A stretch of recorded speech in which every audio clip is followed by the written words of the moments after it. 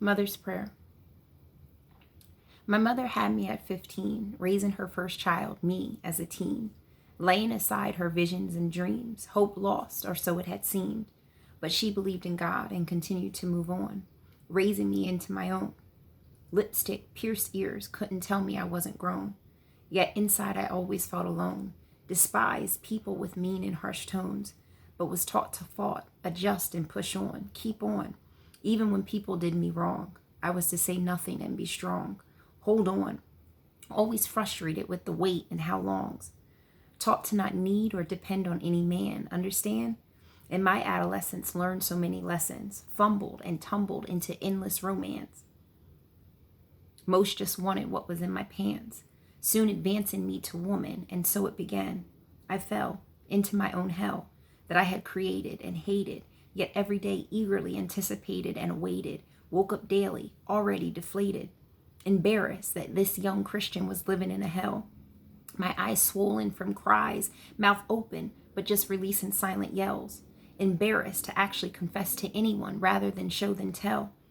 Learned to stay out of focus and out of touch from those that claimed to love me oh so much.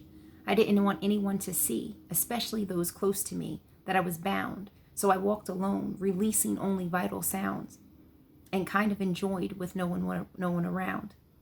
This absentee reenacted being free, especially with family, for I knew when they looked that they would really see me.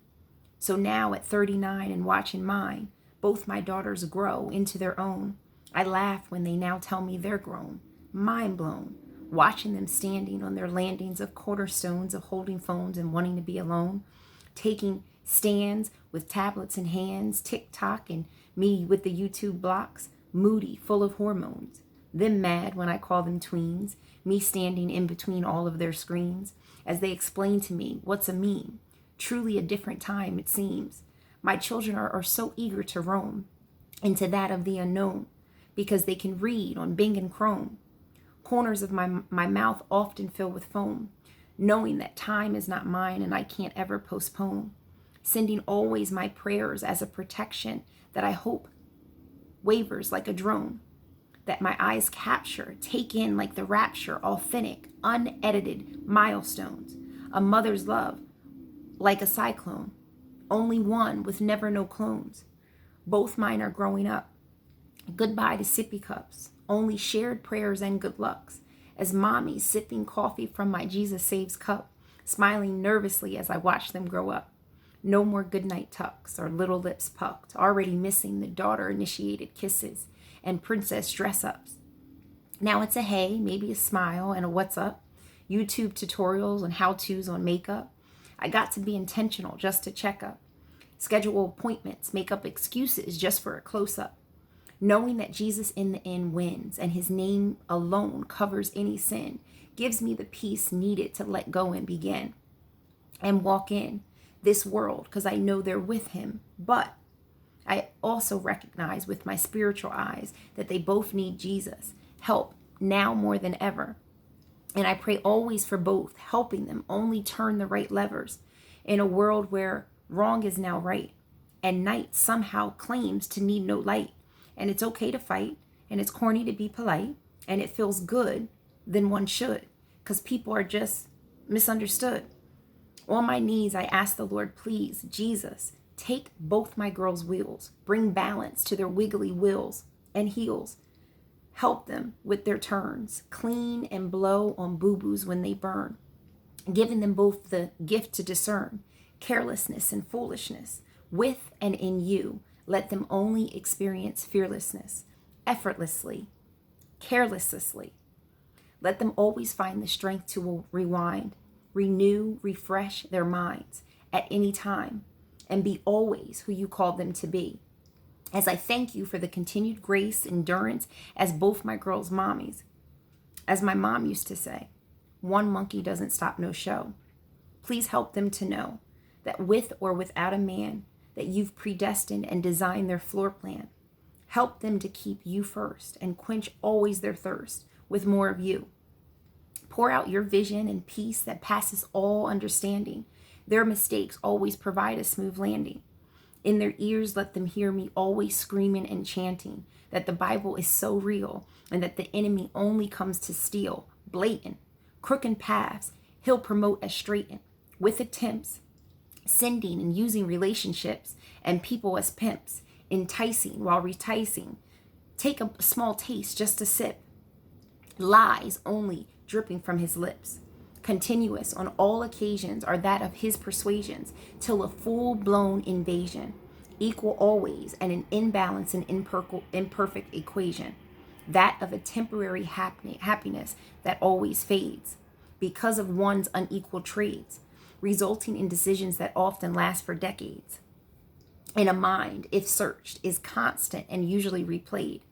He's got you right where he wanted you, alone and afraid. Thank God that Jesus saves, regardless of how any of us have behaved. And though doubts will cascade, Jesus has not given us a spirit of fear, and Jesus will always be near to remind that we are all more than enough. And in this life, you will often be told to soften, but remember, your walk with Christ is always enough. And this makes you tough.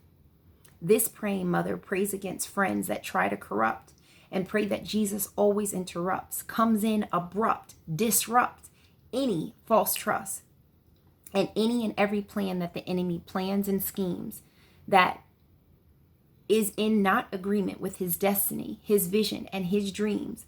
I don't care if you both think I'm extreme or call me old-fashioned, always pointing and laughing at how this mother just doesn't get it. Or when I floss, you tell me to quit it. This praying mother has to admit it, that I once did life alone, on my own, and I thought I was grown. Wouldn't recognize God as the God who sits on the throne. Didn't put into practice what I had always known, and trust I reaped what I had sown, just trying to be grown. But daughters, with Christ, he has allowed me to walk on waters. With him, there is no pseudonym. He is Abba, Father, my provider, and so much more. Recognize him always as your Lord. Because of this reason, in all seasons, you both are generationally and relationally covered by his blood. And even if you both have forgot, God will not. I don't want either of my girls to go through the pain that I did, bearing witness as one covers color on her eyelids.